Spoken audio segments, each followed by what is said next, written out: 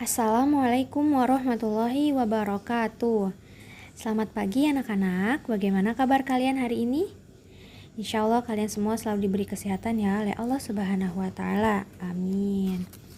Ayo di sini siapa yang belum mandi? Yang belum mandi, mandi dulu, pakai seragam. Jangan lupa mengerjakan pembiasan paginya. Dan yang belum sarapan, sarapan dulu agar belajarnya tidak terganggu. Hari ini kita akan memasuki pembelajaran Bahasa Indonesia. Buku tematik tema 1, subtema 3. Tolong simak baik-baik ya Kak, karena di akhir pembelajaran Ibu akan memberikan tugas. Nah, kita akan memasuki tentang pertumbuhan hewan. Sebelumnya siapa yang masih ingat pembelajaran yang telah Bu Guru sampaikan tentang pertumbuhan hewan? Hewan itu berkembang biak dengan cara melahirkan dan bertelur. Yang melahirkan contohnya sapi, kambing ya. Mereka berkembang biak dengan cara melahirkan. Kalau telur ada ayam, ikan, cicak dan lain-lain. Itu salah satu contoh hewan yang bertelur dan melahirkan. Nah, di sini Bu Guru akan menyampaikan tentang pertumbuhan perkembangbiakan pada hewan, yaitu ayam. Ayam memiliki paruh. Paruh itu yang moncong. Di wajah ayam itu ada yang moncong, itu disebut paruh. Dan bernapas dengan paru-paru. Ayam berkembang biak dengan cara bertelur. Dan ayam mengalami perubahan bentuk mulai dari telur sampai menjadi ayam dewasa. Nah, coba kita lihat di sini. Di sini sudah ada gambar ayamnya ya, Kak. Mula-mula ayam berbentuk telur, lalu telur ayam menetas, kemudian keluarlah anak ayam. Nah, anak ayam ini tumbuh menjadi anak ayam dewasa. Kalau udah dewasa namanya bukan anak lagi ya. Berarti sudah menjadi ayam dewasa. Setelah itu, ayam betina dewasa menghasilkan telur kembali dan seterusnya. Maka pertumbuhan perkembangbiakan ayam seterusnya seperti itu ya Kak. Menjadi telur, lalu anak ayam, lalu ayam dewasa. Nah,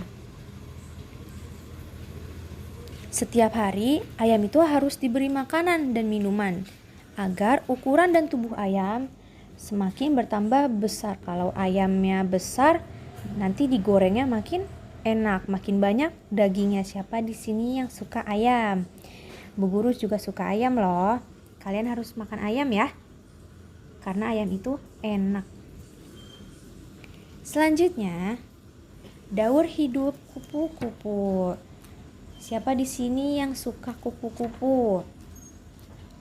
Nah, sebelum menjadi ulat, pada awalnya kupu-kupu menjadi telur terlebih dahulu. Di sini sudah ada gambarnya ya Kak. Awalnya kupu-kupu itu menjadi telur.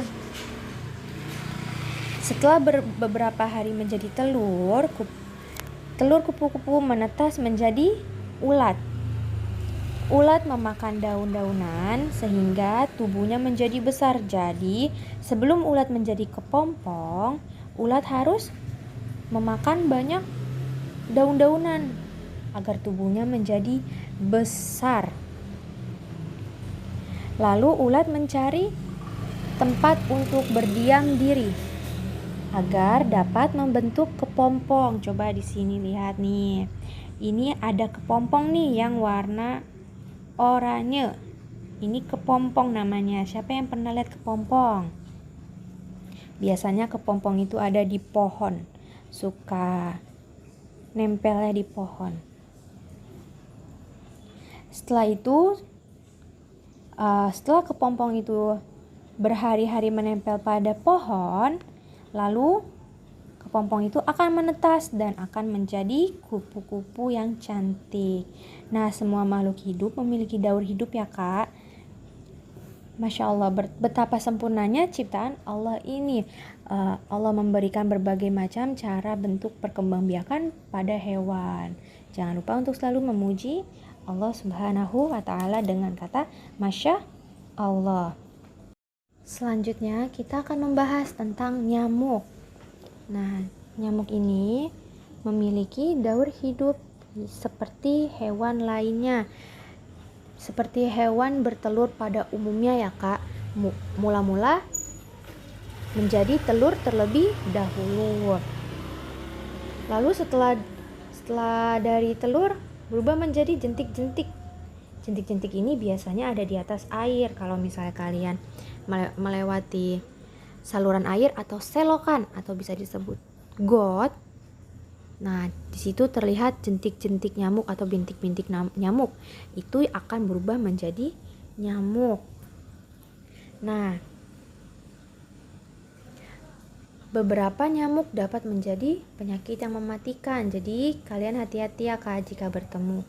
Jika melihat jentik-jentik nyamuk di genangan air atau berada di bak mandi, harus dengan cepat dibersihkan, dibuang airnya lalu digosok baknya agar bersih. Nah, salah satu penyakit yang disebabkan oleh nyamuk yaitu penyakit demam berdarah. Penyakit demam berdarah dapat mengakibatkan kematian ya Kak jika tidak cepat ditindak ke dokter. Selain demam berdarah, banyak lagi penyakit lain yang ditularkan oleh nyamuk. Salah satu penyebab berkembangnya nyamuk adalah banyaknya genangan air. Jadi semakin banyaknya genangan air, semakin banyak jentik nyamuk, dan kecuali jika tempat atau wadah air itu bersih, insya Allah tidak ada jentik nyamuk. Jadi kita harus sering, rajin, rutin. Misalnya di kamar mandi kita, di situ ada bak, kita harus lihat nih Kak, ada jentik nyamuk atau tidak ya. Kalau ada bintik nyamuk atau ada jentik-jentik nyamuk, harus langsung dibuang airnya dan dicuci bersih baknya agar tidak terjadi penyakit demam berdarah di rumah. Nah, membersihkan lingkungan serta membuang benda-benda yang sudah tidak dipakai agar tidak dijadikan tempat perkembangbiakan nyamuk. Jadi, perkembangbiakan nyamuk ini tidak hanya terjadi di air. Pertama, terjadi pada pakaian yang menumpuk. Nah, itu sarang-sarangnya nyamuk. Jadi nyamuk bisa mengumpat di situ. Jadi jika ada pakaian menumpuk, langsung taruh di mesin cuci atau dilipat kembali. Jika pakaiannya bersih, dilipat kembali. Atau barang-barang yang sudah ditumpuk-tumpuk. Nah, disitulah ya Kak tempat bersarangnya nyamuk. Jadi harus dirapihkan rumahnya.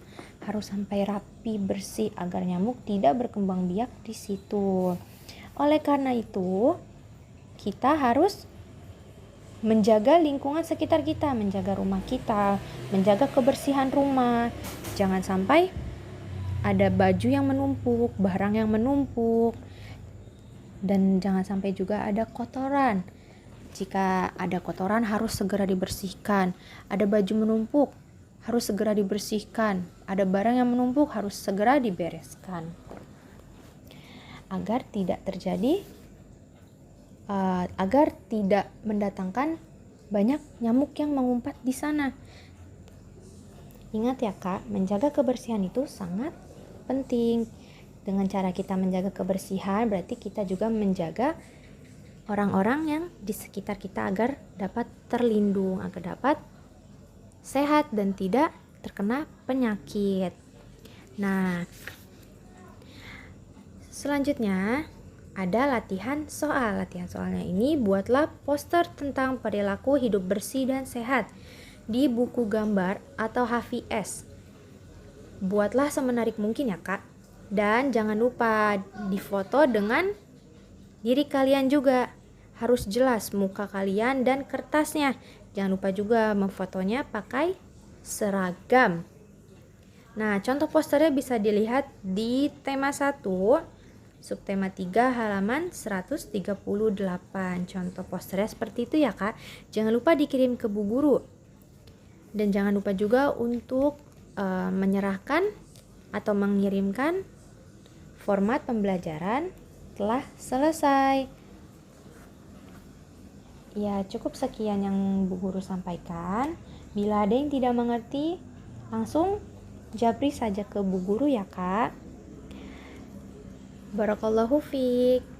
Semoga apa yang Bu Guru sampaikan dapat mengerti dengan baik. Ibu tutup. Wassalamualaikum warahmatullahi wabarakatuh.